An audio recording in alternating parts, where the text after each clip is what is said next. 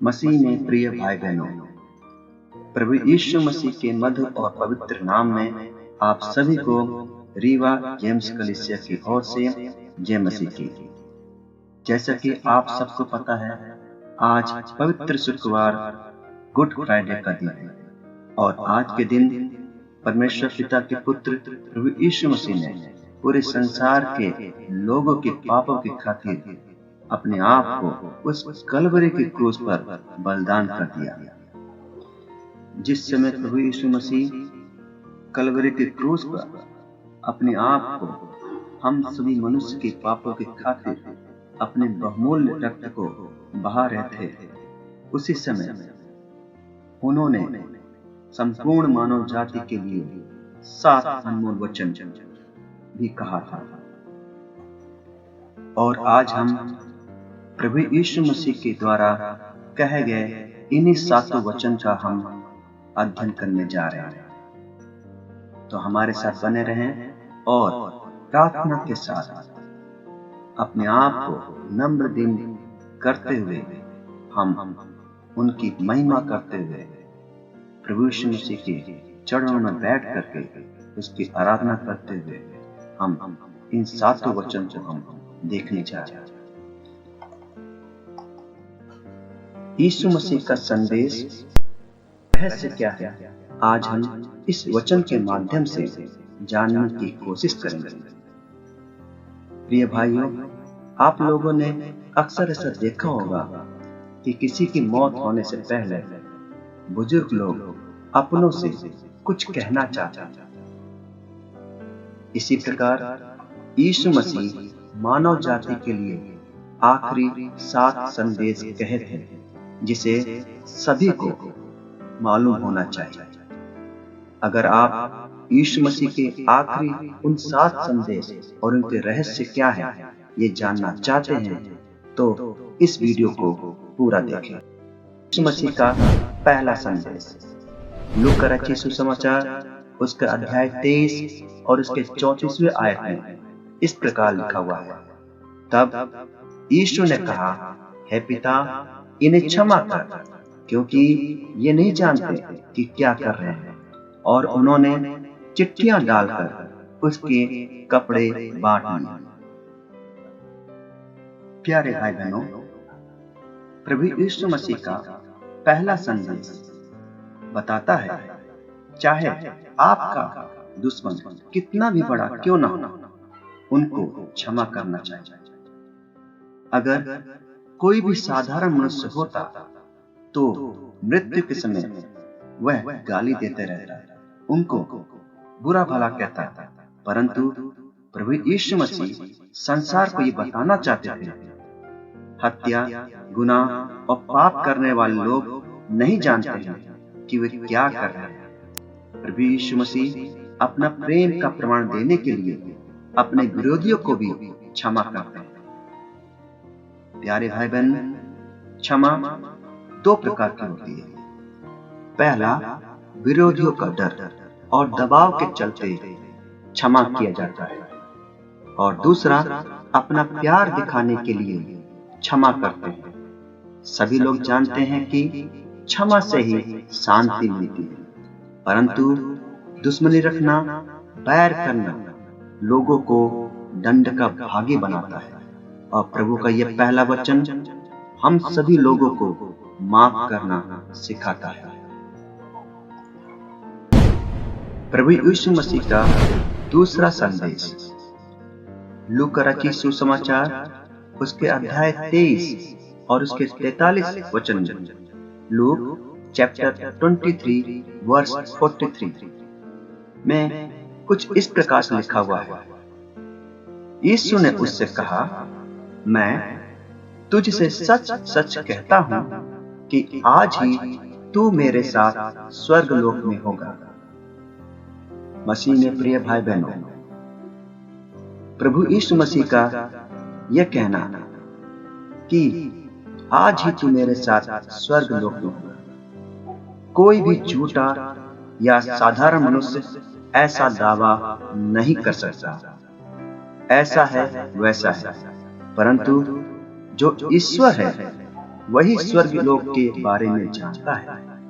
प्रभु यीशु मसीह के साथ यहाँ पर दो डाकुओं को भी क्रूस पर दंड दिया गया था। उनमें से एक डाकू प्रभु को दोष लगाता है, परंतु वहीं क्रूस पर टंगा हुआ दूसरा डाकू प्रभु यीशु मसीह से निवेदन करता है और कहता है, हे प्रभु, जब आप अपने राज्य में आए तो मुझे याद कीजिएगा। यीशु मसीह का इस संदेश से यह प्रमाण मिलता है कि सच में वो ईश्वर का बेटा था और उन्होंने कहा कि आज ही तू मेरे साथ स्वर्ग लोक में होगा। मनुष्य अपने मृत्यु के बाद क्या होगा यह भी नहीं जानता, परंतु प्रभु यीशु मसीह अपना ईश्वर होने का प्रमाण इस वचन से देखते हैं। प्रभु यीशु मसीह का तीसरा संदेश, यूहन्ना उसका अध्याय 19 उसके 26वें और 27वां आयत। वचन कहता है, यीशु ने अपनी माता और उस चेले को जिससे वह प्रेम रखता था पास खड़े देखकर अपनी माता से कहा, हे नारी, देख यह तेरा पुत्र है। तब उस चेले से कहा, यह तेरी माता है। और उसी समय से वह चेला उसे अपने घर ले गया।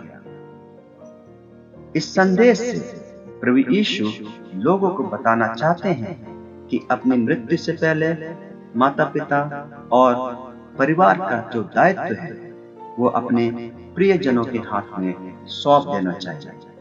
अपने परिवार को कभी भी असहाय अवस्था में छोड़कर नहीं जाना चाहिए। चौथा संदेश, मत्ती रचित सुसमाचार उसका अध्याय 27 उसके 46वें आयत में वचन यो कहता है कि तीसरे पहर के निकट यीशु ने बड़े शब्द से पुकार कर कहा, एली एली लमा सबक्तनी, अर्थात हे मेरे परमेश्वर, तूने मुझे क्यों छोड़ दिया। यहाँ पर हम देखते हैं कि प्रभु यीशु मसीह अपनी अंतिम घड़ी में ईश्वर से प्रार्थना कर रहे थे। ये वचन हमें बताता है कि लोगों को भी अपनी अंतिम घड़ी में ईश्वर से प्रार्थना करनी चाहिए, क्योंकि अगर हम जीवित रहते हुए ईश्वर से प्रार्थना नहीं किया तो मृतक लोग ईश्वर को प्रार्थना नहीं करते हैं।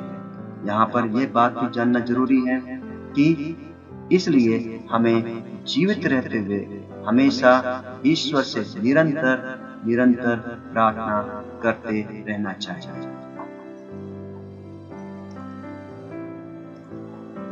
पांचवा संदेश, यूहन्ना उसका अध्याय 19 और उसके 28वें आयत में वचन इस प्रकार से कहता है कि इसके बाद यीशु ने यह जानकर कि अब सब कुछ पूरा हो चुका है, इसलिए कि पवित्र शास्त्र की बात पूरी हो, कहा, मैं प्यासा हूं। यीशु मसीह का इस संदेश से पता चलता है कि सभी मनुष्य का जन्म इस धरती पर कुछ मकसद को लेकर होता है। आपका भी जन्म अच्छे काम के लिए हुआ है, क्योंकि इस संसार से एक दिन सभी को जाना पड़ेगा। इसलिए जब तक इस संसार में हैं, हमेशा अच्छे काम करते रहना। पहचानने की कोशिश कीजिए कि ईश्वर ने आपको किस लिए, किस मकसद के लिए इस धरती पर भेजा है। प्रभु यीशु मसीह जिस काम के लिए इस जगत में आए थे, उस काम को पूरा होने के बाद पवित्र शास्त्र के अनुसार लिखा हुआ वचन को पूरा करना चाहते थे। इसलिए वह कहते हैं कि मैं प्यासा हूं। छठा वचन, यूहन्ना रचित सुसमाचार उसका अध्याय 19 और उसके 30वें आयत वचन इस प्रकार से कहता है कि जब यीशु ने वह सिर का लिया तो कहा, पूरा हुआ, और सिर झुकाकर प्राण त्याग दिया। इस वचन से हमें सीखने को मिलता है कि हम सब लोग जानते हैं कि इस धरती पर अगर जन्म हुआ है तो मृत्यु भी होगी। कोई भी इस संसार में हमेशा के लिए नहीं आया है। प्रभु यीशु मसीह चाहते तो मृत्यु को भी टाल सकते थे, क्योंकि जो मरे हुए को जिंदा कर सकता है तो क्या वो मृत्यु को भी नहीं टाल सकता? और यह सच है कि प्रभु यीशु मसीह एक सामान्य मनुष्य की तरह ही मर गए, परंतु वे तीसरे दिन भी जी उठे, क्योंकि ईश्वर को मृत्यु मार नहीं सकता।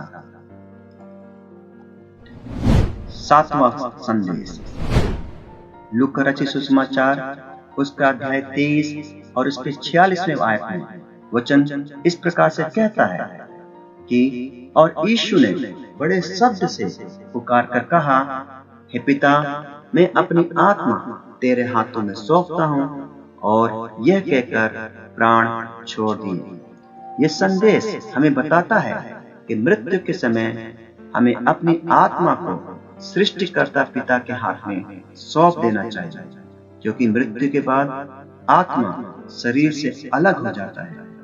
कोई नहीं जानता कि उसका क्या होगा, इसलिए सृष्टिकर्ता पिता के हाथ में अपनी आत्मा को सौंप देना चाहिए।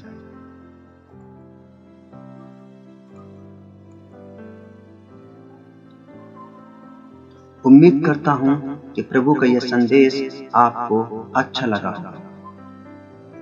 प्रिय भाई बहनों, एक बात मैं आपसे कहना चाहता हूं कि जिस प्रकार से लोग अपने परिवार के भविष्य के लिए धन का संचय करते हैं, और इसमें कोई बुराई वाली बात भी नहीं है, लेकिन प्रभु यीशु मसीह चाहते हैं कि जिस प्रकार से हम लोग संसार में रहकर अपने परिवार का